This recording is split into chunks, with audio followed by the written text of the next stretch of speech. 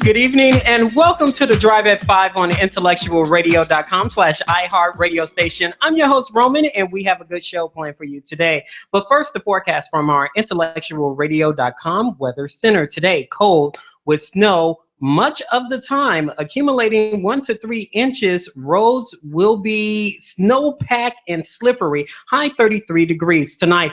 Overcast skies with snow accumulating an additional 1 to 2 inches. Roads and sidewalks will be slippery, so be on the lookout for that. Low 20. Cloudy, breezy, and cold with a couple of snow showers here and there. The snowstorm total will fall from 3 to 6 inches. High 29 degrees. Tomorrow night, a passing flurry in the evening, otherwise partly cloudy, breezy and cold, low 20 degrees. The rest of the week forecast looks like this: turning sunny on Wednesday and cold, high 31 degrees. Thursday, plenty of sun, high 37 degrees. It's going to melt the snow, ladies and gentlemen. And on Friday, a couple of showers possible, high 42 degrees. The Drive at 5 is also part of the Monday Night Mogul with One Sister to Another with your girl Angela at 4 p.m. Straight No Chaser with your girl Rhea Ray Harris at 6 p.m. New Black Leadership at 7 p.m. and Maze Says with Maze Jackson at 8 p.m. The Drive at 5 is also part of the fabulous Drive at 5, only on IntellectualRadio.com. Today, my guest is the clerk, Cook County Clerk, and she's the one and only. Please give a Drive at 5 welcome to Cook County Clerk Dorothy Brown. Welcome to the Drive. Thank you. Live in the flesh. Live in the flesh. Please give IntellectualRadio.com/iHeart radio station your background. Well, I have been the clerk of the circuit court for 16, almost 16.5 years. Previous to being the clerk of the court, I was the general auditor at the Chicago Transit Authority, reporting to the board of directors, auditing the billions of dollars in assets there. Prior to that, I helped an African-American gentleman start an accounting firm, a CPA firm. So I was his senior manager for about 9.5 years. And before that, I actually worked at First National Bank of Chicago. They're no longer here now, in their audit department as an audit manager. And prior to that, I was actually with Arthur Anderson and Company. Remember the CPA firm? They're no longer in business. But I was with them.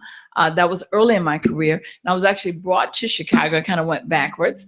Brought to Chicago by Commonwealth Edison, recruited off of my campus, Southern University in Baton Rouge, Louisiana, back in 1975. Wow, that's a long history there. Yes. Define your role of Cook County Clerk and its responsibilities. A lot of people think I'm going to go to Dorothy for this because Dorothy knows.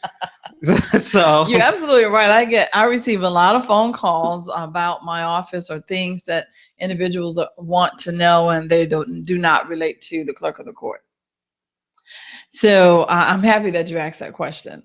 As clerk of the circuit court, I am the official record keeper of the court system only, and I get mixed up with the city clerk, which is the I believe her name is Anita Valencia now, and they're responsible for keeping all the records for the city of Chicago. It's city council, etc. Of course, you pay your parking ticket, your city sticker there too. Then there's the county clerk, which is David Orr, and he is responsible for keeping the minutes and notifying individuals of the board meetings of the county board. He also handles the elections and some real estate transactions. But my office, I am the circuit court clerk. So you have the city clerk, the county clerk, and the circuit court clerk. Now, the circuit court clerk has a very defined responsibility. That is keeping the records of the court system only. And with that, I am responsible for creating court files and making sure that judges have access to those files, making sure that the public as well as attorneys have access to those files. And some files are public, some files are restricted, and I'm responsible for restricting those which are restricted.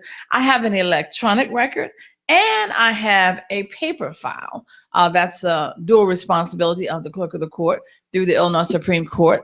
And I collect fees and fines. Any fine that is assessed an individual from a criminal case or whatever case, then I am responsible for collecting those fees. And those fees and fines help to finance various things with the county as well as the state and various agencies.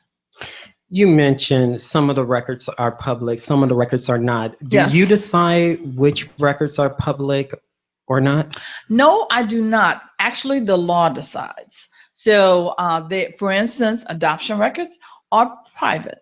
They are restricted. So when an adoption is filed, I have the responsibility of impounding those adoption records and making sure that only individuals that the law says should be able to see them can indeed see them.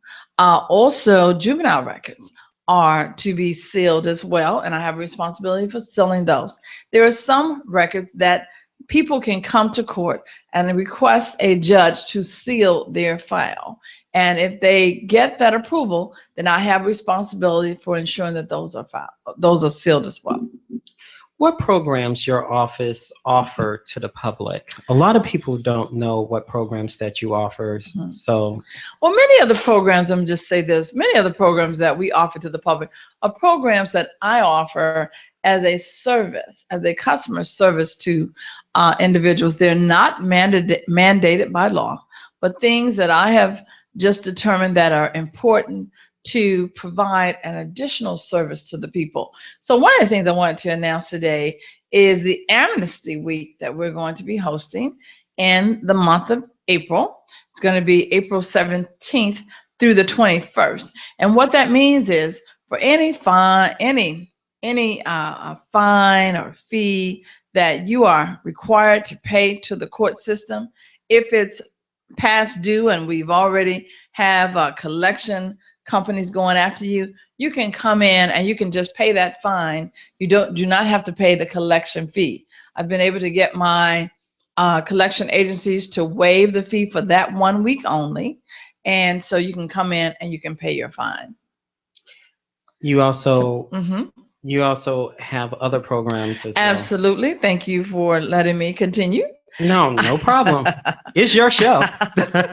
Since we're streaming live, I can show my Amnesty Week flyer. Then I also have this expungement save the date. Now, this is a very serious program, and I've been doing it. This year would be 13 years. 13 years of helping people get a second chance. Now, we have a great expungement law, and people are working, a lot of state legislators are working to make it even better. I was at a press conference this morning about juvenile expungements and how we can have some of those juvenile expungements, juvenile cases automatically expunged. And so I'm in full support of that law, that bill, and we'll be lobbying on that bill's behalf, because we have so many individuals that qualify, but they don't come, they don't know, and they don't come, and they feel that they have this hanging around their necks. Well, my expungement summit is for juveniles and adults. It's a full service expungement summit that I'm going to be having Saturday, June 10th. Now, you may say that the public may say, why doesn't she have it next week? Well, this summit is unique, and it's actually nationally recognized because I bring everybody under the same roof for 1 full day, where I have attorneys that will actually prepare your documents for you, give you legal advice for free. I have judges there to rule you indigent in case you say that you cannot afford to pay for an expungement. The judges are right on site to issue an order that day to say, Clerk Brown, accept this individual's filing for free.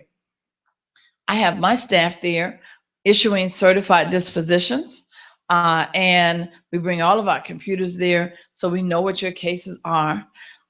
We ask you to bring your rap sheet. This year, I've been working with the Chicago Police Department's new superintendent to see if he can actually have a rap sheet service right on site for individuals to be able to get their rap sheets, get their certified dispositions, and have everything available for them to be able to get file their petition for expungement that day. I have my cashiers there, so if you can pay, or even if it gets waived, you can go right up to my counter and you can file on site. You don't have to come back to court. So we have court out in the community for one day. Also, we have there the Illinois Prison Review Board, because if you don't qualify for an expungement, you would have to ask the governor for an executive clemency. So I have the members of the Illinois Prison Review Board on site to sit down and talk to individuals about how they can apply for an executive clemency from the governor. So that's Saturday, June 10th. It's going to be at Unity Junior High School in Cicero, Illinois, 2115 South 54th Avenue in Cicero, Illinois. I move it all around the county in an effort to make sure that we're reaching the masses. Please explain to IntellectualRadio.com/iHeart radio station what Second Chance program actually supposed to do and assist ex-felons. Some people are confused about Second Chance program. Can you define that for us? What its actually purpose is and how you're supposed to? Well, people sometimes will be at the wrong place at the wrong time, and they are arrested and not charged. They are found innocent. The case is dismissed. However, your case is not wiped off of your criminal record automatically. You have a record. So when you're applying for a job, and some of the young people at the seminar, at the press conference this morning, were talking about their juvenile records and how even if they were not, sometimes records are following them for the rest of their life. People don't look too fondly upon you, especially in a tight job market. They look at you and they think that they can just X you out and move on to the next person because they don't want to take a chance on you. So if you can get that expunged, and when you get something expunged or even sealed, it's no longer in the Illinois State Police database, it's no longer in the FBI database. So if people do a background check on you, it's not there. So you can actually say, I've never been arrested or convicted of a crime if you get that expunged, or even if you get it sealed. So and when you apply for a job and they have that on the application, you can actually say no, but only if you've actually received the sealing or the expungement. So you get a second, we call it a second chance, but some people it's a second, third, fourth, fifth chance because they, just simply unfortunately have been in situations where they have been arrested. And so I see it as giving people the ability to take care of themselves as opposed to committing another crime or having a government to have to take care of them. Some ex-felons have no confidence in the program. Some have claimed in certain aspects of fraud because of fees and no guarantees. What you say about those claims? Because they're saying there's a fee and it can be a wide range of fees, and some are saying there's no guarantees. If you pay the fee, there's no guarantee your case may be expunged. Right. So can you explain how that works? Yeah. Yes. There is a law. I'm following the law. Now, I'm just a record keeper. I don't have to have the expungement summit. I do not have to bring attorneys there to counsel with individuals to prepare their petitions for expungements. Now, unfortunately, the law also says, now, the attorneys that we have, they look at your record and they pretty much do not prepare petitions at my summit for individuals that do not qualify. We will send them over to the Prison Review Board to hear how you can file for an executive clemency. There may be some that get by, but now, that's at my summit. But now individuals may represent themselves, or they may have individuals preparing expungement petitions for them. And yes, there are things on there that may not qualify. So once you file your petition, the state's attorney, the Illinois State Police, and the arresting agency, they have 90 days to object to your petition. even though you paid your fee, they have 90 days to object. Now, they may find different reasons to object. They may feel as if you have so many other things on your record. The law doesn't say that they cannot object to it. They say that they can object to your petition. It's just a matter of what the judge decides.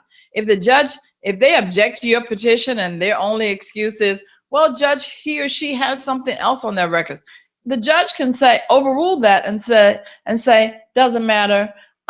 This particular thing is expungible or sealable, so I'm going to seal this. I'm going to expunge this. And so it's unfortunate that sometimes the judge will go along with the state's attorney or with the Illinois State Police who object to you, who objects to your getting expunged or sealed. Why they think it's a guarantee if they go through the process? Why they think it's a guarantee that if I go to your summit, I have a fee, and usually what the fee varies, right? No, it does not. The fee the fee is the same thing, and you can file 100 cases on one petition for $120. $60 for the clerk of the court, $60 for the state police. Now, if you have 100 cases, though, you have to get a certified disposition for all of them, and those are $9 a piece. Now, let me say this. If you can't afford that, you can see a judge, and a judge can have you file all of that for free. The certified disposition, as well as the petition for expungement. But you can get it for free if you can prove to the judge that you cannot afford to pay. However, some people might say, okay, I went to your summit. Okay, the judge said I have to go to this place. It's a to be continued type of process. And well, the judge does not rule on the substance of the cases at my summit. They only rule on whether or not you can afford to pay or not. That's so why I have where the judges confusion there. Lies with where some does of the, it lie? Yeah, where does it lie with some of the ex-felons claiming that it's a fraud, it's a sham, there's no guarantees. There are no guarantees. This is not there are no guarantees. But is that clear to them?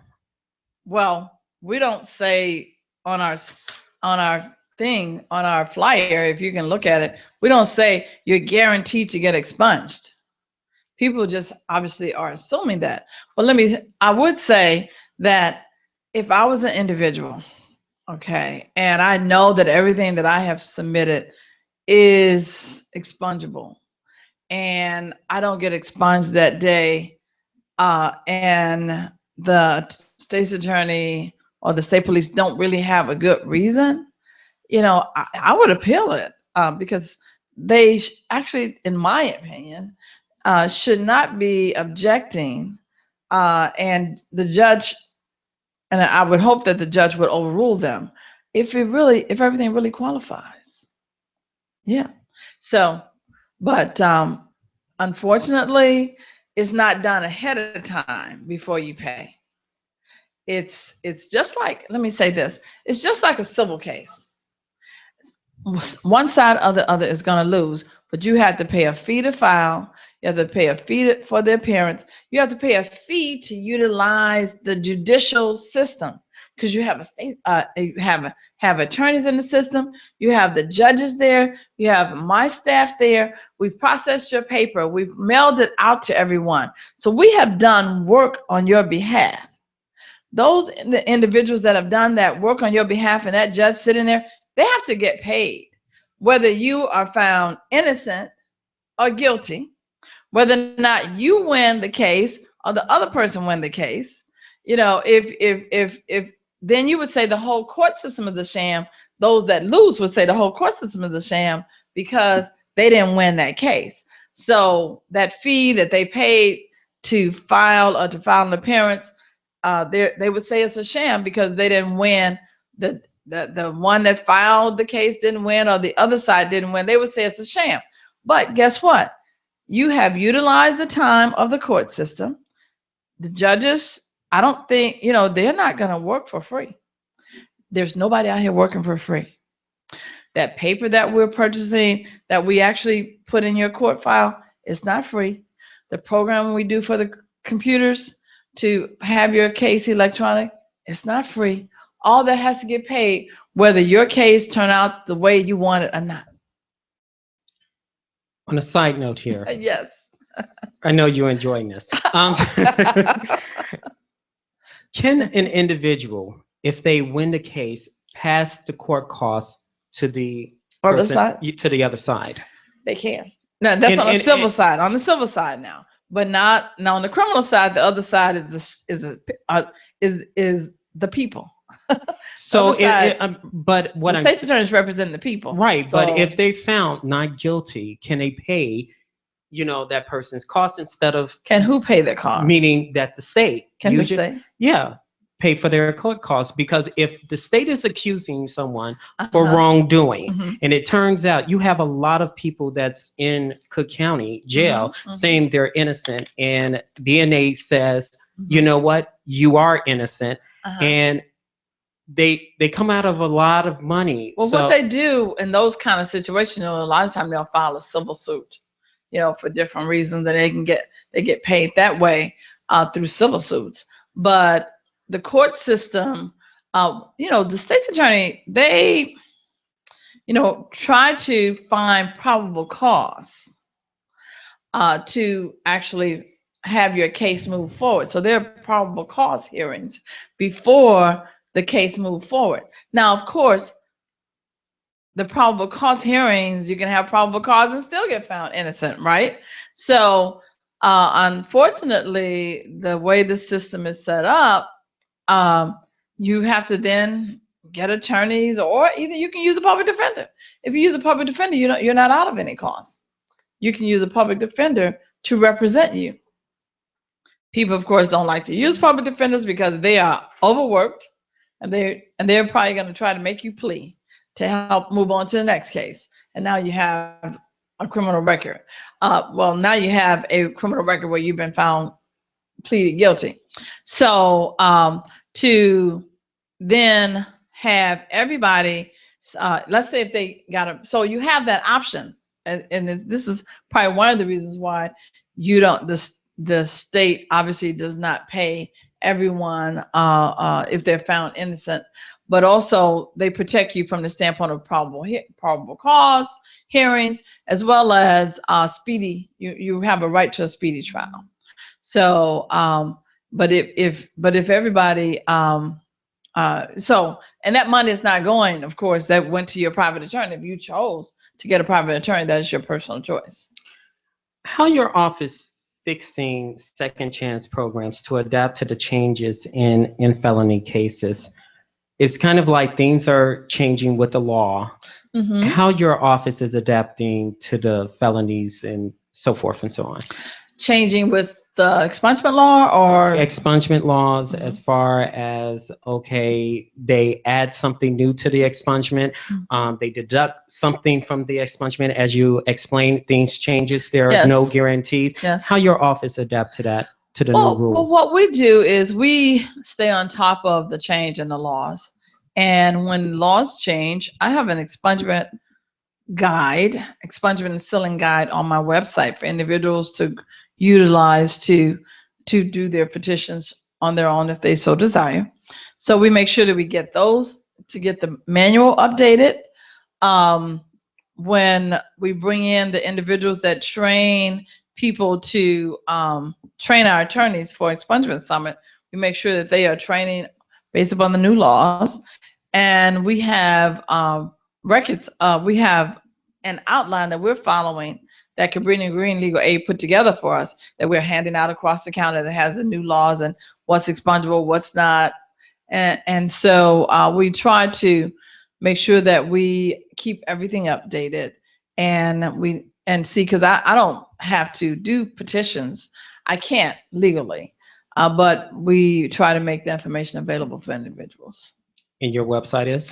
My website is Cook County clerkofcourt.org. Cook County clerkofcourt.org. I want to know your thoughts. What happened a couple of days ago? Governor Runner signing a bill to rehabilitate prisoners in ban probation.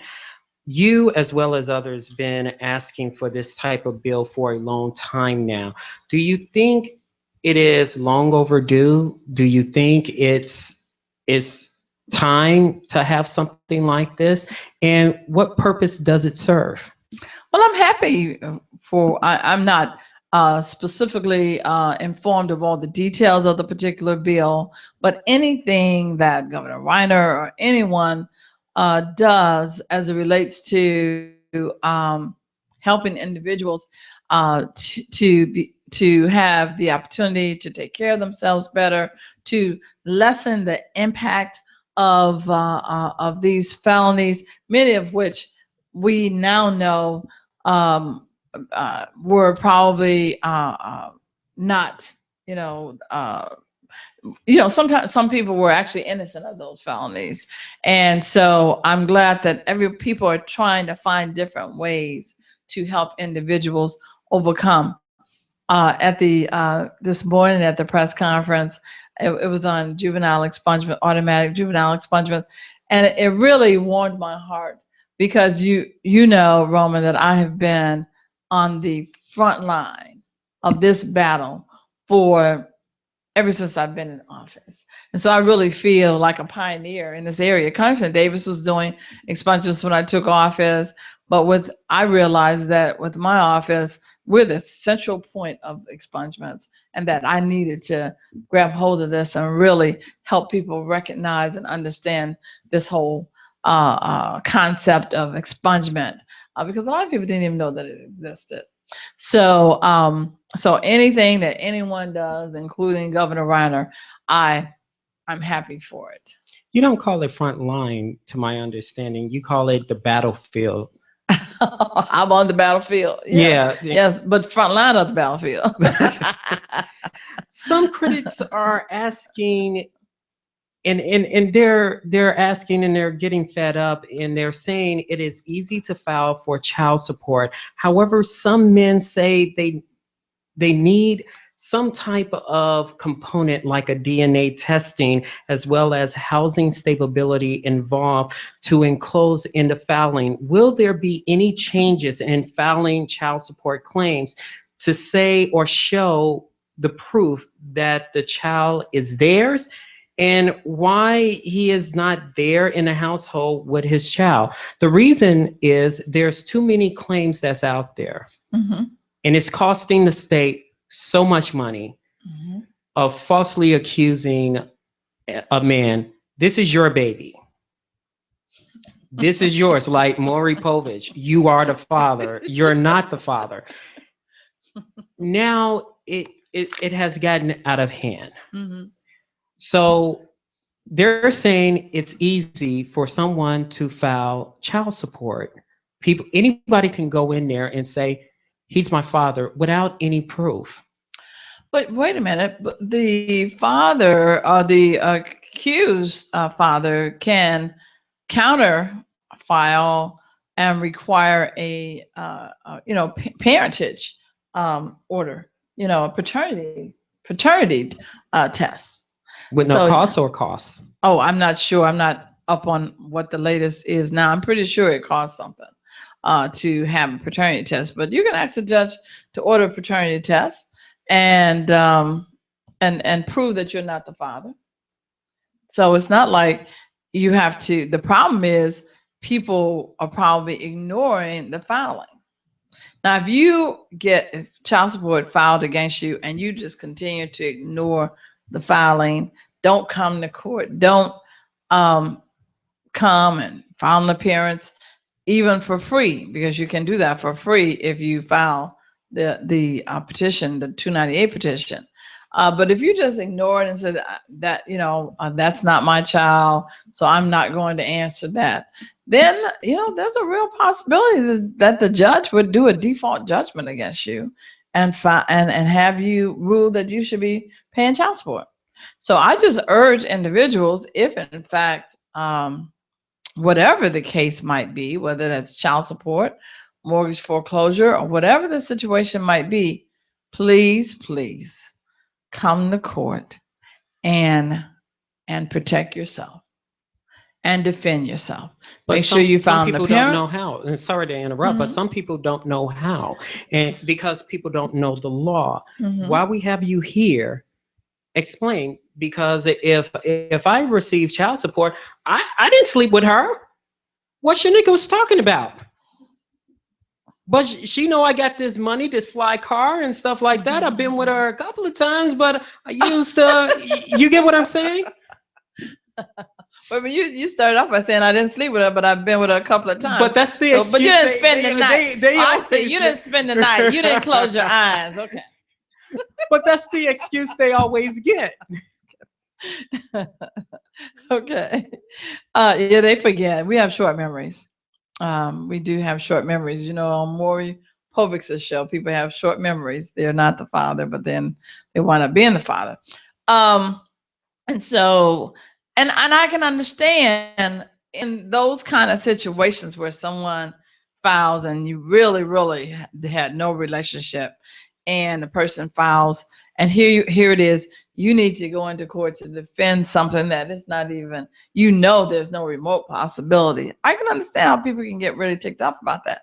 You can ask the judge once you have found, once it's, found that through DNA that this is not your child, then you can ask for the others for that person to pay your court fees. I You can mean, ask for court costs. there's a timeline for that, right? What, to pay your court fees? Yeah, there's a timeline. Well, it should be preferably done during the case, but you can sue for your court fees anytime. To get the money And back. that'll probably be probably the regular 2-year statute of limitation. It's also easy to file for a restraining order on an individual. Again, order of protection. An order of protection. Mhm, Some mhm. people are getting unnecessary records because of restraining orders that are costing the county millions of dollars. What is your office plans to do something about this culture of behavior of why, are you filing a restraining order on someone that is not even bothering you? You can say, I'm Dorothy Brown. Mhm. You're Roman Morrow. Because I'm Dorothy Brown, you're too close to me, so I'm going to file a restraining order on you. Oh, well, he's stalking my Facebook page. I'm going to file a restraining order on him. But it depends. Now you're talking about, there's order of protections. There's no contact laws. But in all of those situations, there has to be some kind of relationship. With order of protection, you have to either be a family member or in a boyfriend, girlfriend, husband, wife type of relationship. Can't just be a stranger that can file order of protection. Physical no contact laws, it usually has to be a neighbor, some kind of proximity reason why that individual should be ordered to stay away from you. So you can't just pick Roman out of the crowd and say, I'm gonna, I don't like Roman, so I'm gonna file against Roman. And the judge will find that when you come to court. Like, for instance, with orders of protection, they err on the side of permitting women or men to file the order of protection and giving them a temporary order of protection. It's only temporary enough. They give them to immediately a temporary, only long enough for them to serve you, for the sheriff to serve you, the accused person, and get you into court. And then that person now has to really prove that they have a reason for you to stay away in order for the judge to grant you a permanent order of protection, which would probably last about 2 years generally. But my question is, now, if it finds out that person didn't do nothing wrong, that person has a record, then he has to expunge it. Well, order of protections are really civil cases. They're not really criminal cases. And civil cases are not sellable or expungible. So, but it is unique, because if it's filed in a criminal, and we probably need to do something about this law, because if it's filed at the domestic violence court, then it stays out there forever. If you file over domestic relations, In the divorce court, it's a civil filing, and then it's not a criminal. It doesn't go as a criminal record. So we probably need to do something to fix that law. But I understand what you're saying. It's even worse because order of protections are not expungible. Right, because now when you apply for a job or something, they see that you're not going to get hired. Mm-hmm. Right. So we probably need to work a little bit on where exactly did the law intend for orders of protection to really be filed. Many people are now confused about the importance of your office because lawmakers wants to combine your office into the recorder of deeds in order to save money. You don't think so? Why? Because they want to combine your office Mm-hmm. to David Orr's office. Mm-hmm. Why? Well, let me say this, and I was looking here because our friend Trina just called me. I wanted to let her know that I'm on the radio show with Rowan. But anyway, okay. So let me just clarify that point for you and for your television, your internet and internet intellectual radio audience. Last year, I believe it was in May, the county board, and why this occurred, I don't know. I mean, every now and then, a county board member decides to put forth some type of resolution, and they put forth this resolution to consolidate the county clerk, David Orr, going back to my explanation of the different clerks earlier, and the recorder of deeds office, which is currently Karen Yarbrough. That you would consolidate them and that you would be able to put it on the ballot for the citizens to vote on in November. Of course, the way they put it on there, it was to save money. And every citizen is going to want to save money. So they voted to consolidate it, which means that there will just be one elected official.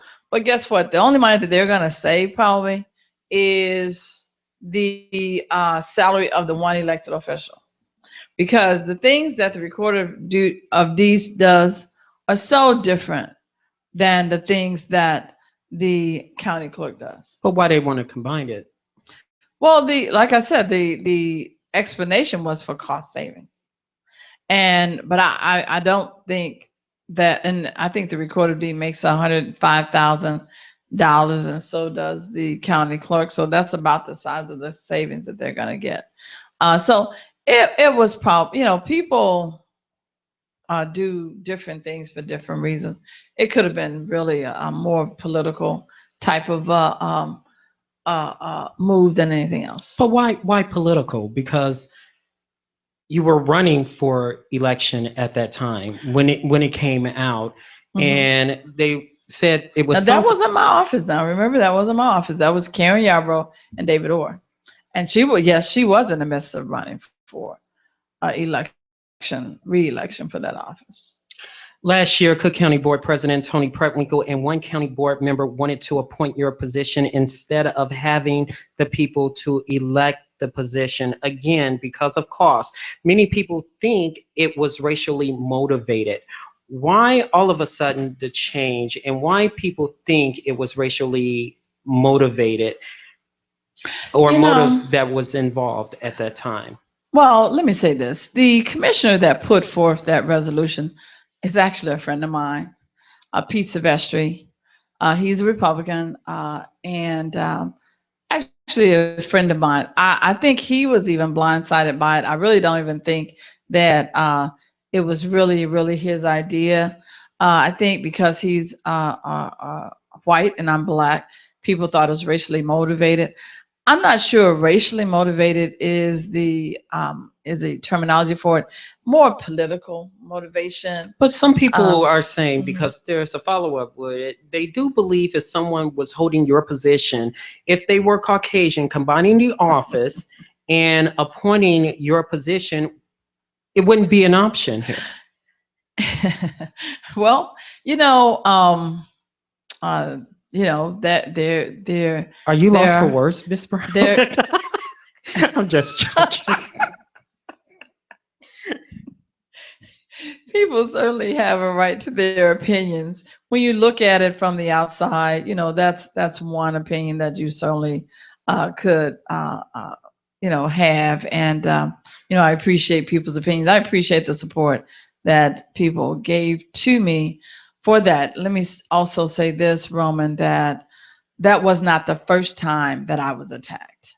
That was not the first time that there was an attempt to make this office an appointed office and take the right to vote for a serious office like the clerk of the court out of the hands of the people. And some people feel as if that if people can't beat you at the polls, they're trying to just change the rules. Just like when African Americans back in the 1800s got to receive the right to vote and started to win elected office because we were able to vote. What did they do? They came up with the Jim Crow laws that then started to hinder people from being able to vote. And the number of elected African Americans started to go back down. So people changed the rules. They moved the finish line, if you will, depending on who's in the office. So I can understand. So I don't know the motivation for it. Very suspect. But the important thing to me is just simply to continue to do a good job. And many people came to my rescue: NAACP, Rainbow Push Coalition, um, uh, um, ministers, really Black Lives Matter, and many of the young protesters who are personal friends of mine came to the rescue of the office, not my rescue, the rescue of the office for the people.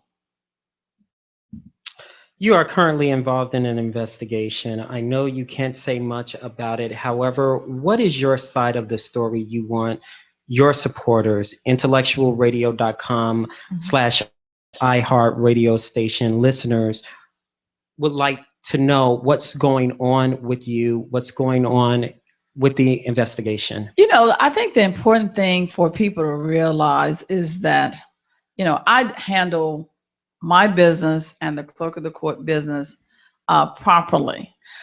It's unfortunate that people, try to get into my personal life, or even with the handling of the clerk's office and make something wrong with it. They stretch it and try to find something wrong.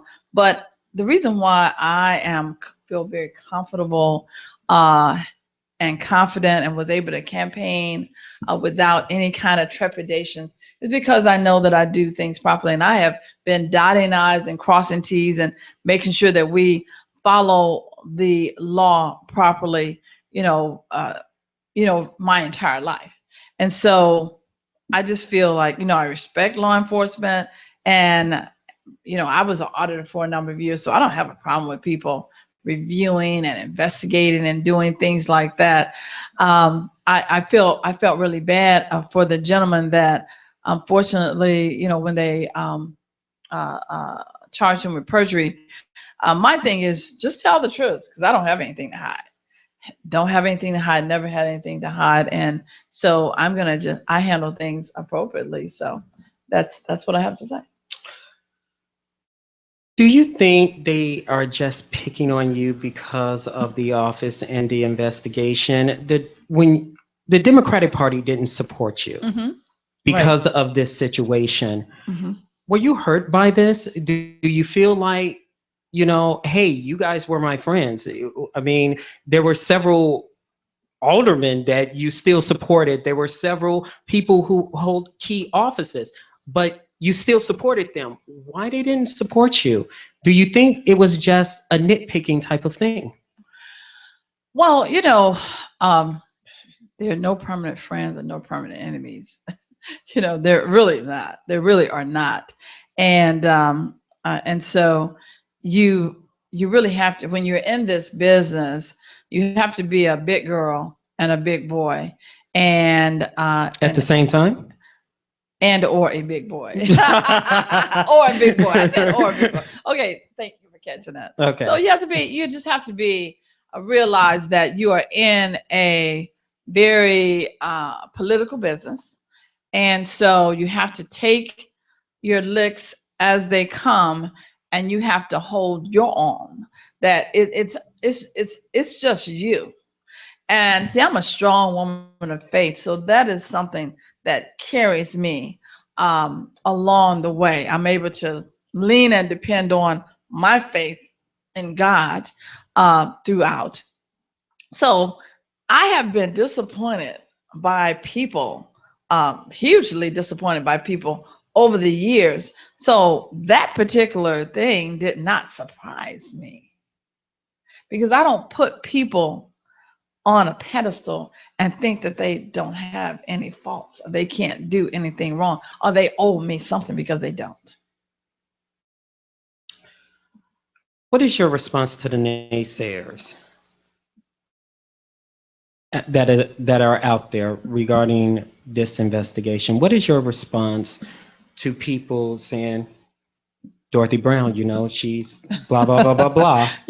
That's the business I'm in. I was the first African American and only the second woman to hold this office. This is a major office in the country, if you will. And so people want this office. They would love to have the power that goes along with the office. So I'm going to be attacked, but my response is that know this, that I'm about the business of serving the people. And that's all I'm going to do. The things that I do, I talked about this expungement summit. I haven't even talked about electronic filing and the imaging systems that I have. The things that I do are for the people, and I continue to do that for them. And I feel that I'm really, really, I have to do this. I have to do what I do to serve the people, to make people's lives better. Now, one more time, and you can explain your electronic filing. I did make a promise to Trina, so Okay. go ahead. Okay. So my electronic filing here. I have a lot of things here, but we can talk about electronic filing. Now, whether you are an individual or an attorney, you can electronically file in all of our civil cases in our system at the court, at the circuit court. That includes domestic relations, child support, probate, civil division. Now, there is one, let me correct myself. The county where adoptions are, you cannot electronically file right now. But coming next year, January 1st, 2018, you're going to only electronically file. It's going to be mandatory. The Supreme Court has it mandatory for both pro se's, people representing themselves, and attorneys to electronically file. Now, you'll be able to come on site, and we're going to have computers available for you to use, but you're going to have to file it electronically, not any paper anymore. Period.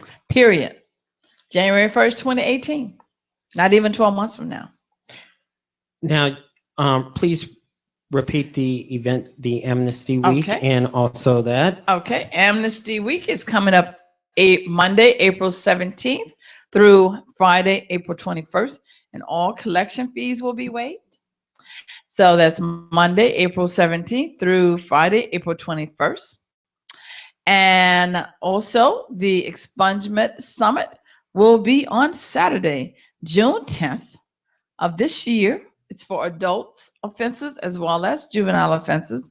It will be at Unity Junior High School, 2115 South 54th Avenue in Cicero, Illinois.